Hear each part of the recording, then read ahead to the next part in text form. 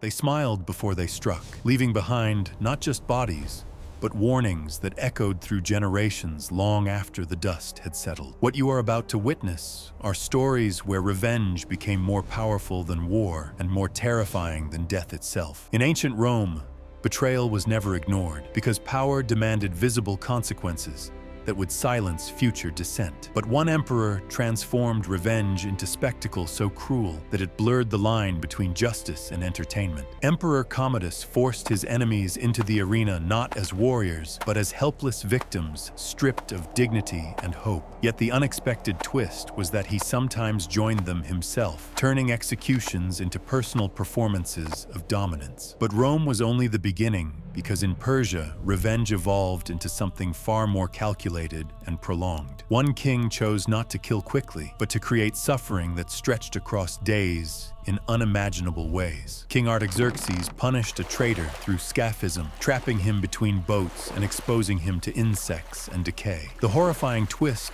was that the victim was deliberately kept alive, forced to experience every moment of his own destruction. Centuries later, in medieval Europe, revenge became theater, where power was displayed through fear rather than mercy. But one queen would turn vengeance into a sequence of calculated traps that no one saw coming. Queen Olga of Kiev welcomed her husband's killers with diplomacy, offering them what appeared to be peace and negotiation. Then, without warning, she ordered them buried alive, transforming trust into their final mistake. She invited another group under the promise of safety, guiding them into a bathhouse prepared for relaxation and discussion. But the twist came when the doors were locked and the building was set on fire, turning warmth into death. Still unsatisfied, Olga planned something even more devastating that would extend her revenge beyond individuals. Her strategy would involve deception so simple that no one suspected its true purpose. She requested birds as tribute, presenting it as a harmless demand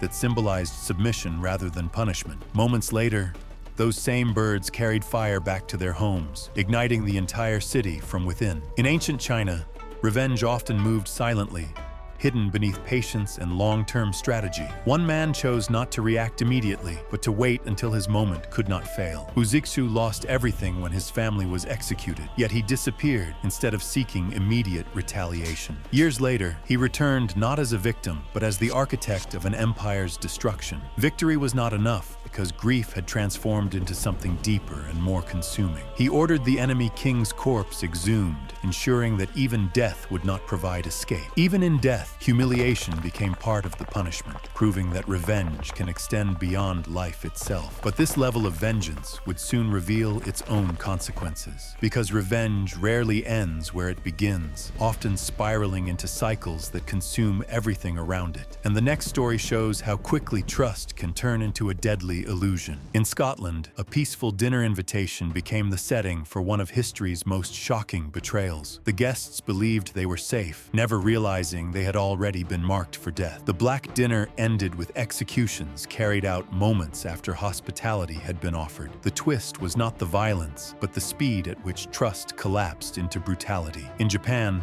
revenge took on a different form, built on patience, honor, and long-term planning. But the emotional weight behind it made the outcome even more powerful. The 47 Ronin waited years, pretending to abandon their mission while secretly preparing. Then, in a single night, they executed their revenge with precision that stunned the nation. Their target was eliminated exactly as planned, restoring honor in the eyes of their society. Yet the twist was that they willingly accepted death as the final step of their revenge. History shows that revenge often disguises itself as justice until it becomes something far more dangerous. And once that transformation happens, there is no way to reverse it. In the Ottoman Empire, power struggles often led to preemptive revenge against potential threats. Fear alone was enough to justify actions that would shape entire dynasties. Even rulers lived in constant fear, knowing betrayal could emerge from those closest to them. That fear created cycles of revenge that never truly ended. Some of the most brutal revenges were carried out without emotion, making them even more disturbing. Because when empathy disappears, limits vanish completely. Ancient Greek tragedies captured revenge not as entertainment, but as warnings about human nature. Those stories reflected real fears about what people are capable of under pressure.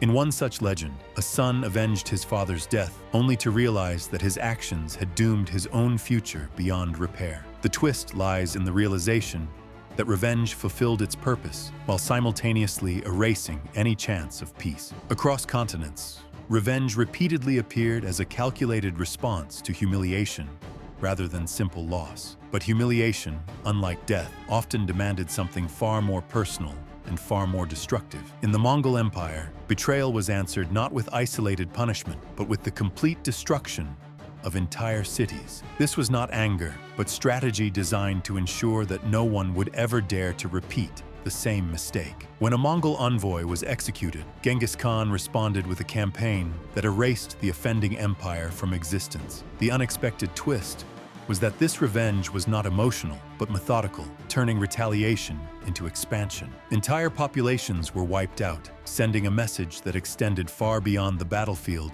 into global fear. Yet the deeper consequence was that revenge became a tool for empire building rather than justice. In medieval Italy, revenge often took the form of political intrigue hidden behind alliances and shifting loyalties. But beneath the surface, every alliance carried the potential for betrayal and calculated retaliation. Families like the Borgias mastered the art of silent revenge, using poison instead of swords to eliminate their enemies. The twist was that their victims often never realized what had happened until it was far too late. Poison turned revenge into something invisible, removing the spectacle, but increasing the fear surrounding it. Because when death has no clear source, suspicion spreads endlessly among those who remain. In France, revenge played a critical role during the Revolution, where public executions became symbols of shifting power. But what began as justice quickly evolved into cycles of violence that consumed even its leaders. The Reign of Terror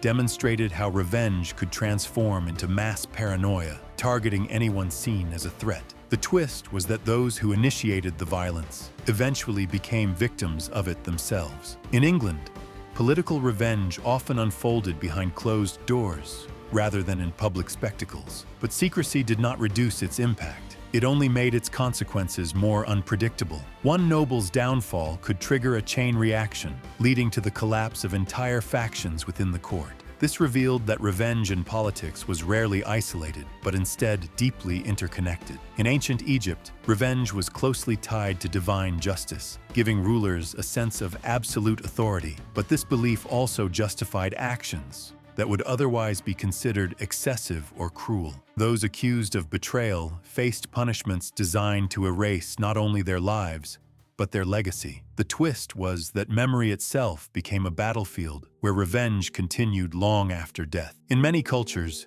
revenge was not seen as optional, but as an obligation tied to honor and survival. Yet this obligation often led to endless cycles that no single act could ever resolve. Generational revenge created conflicts that lasted for decades, sometimes even centuries. Each new act justified the next, ensuring that peace remained out of reach. In feudal Japan, honor demanded revenge even when it guaranteed death for the avenger. But this created a paradox where loyalty and self-destruction became inseparable. Those who carried out revenge were often celebrated, yet their stories ended in sacrifice rather than triumph.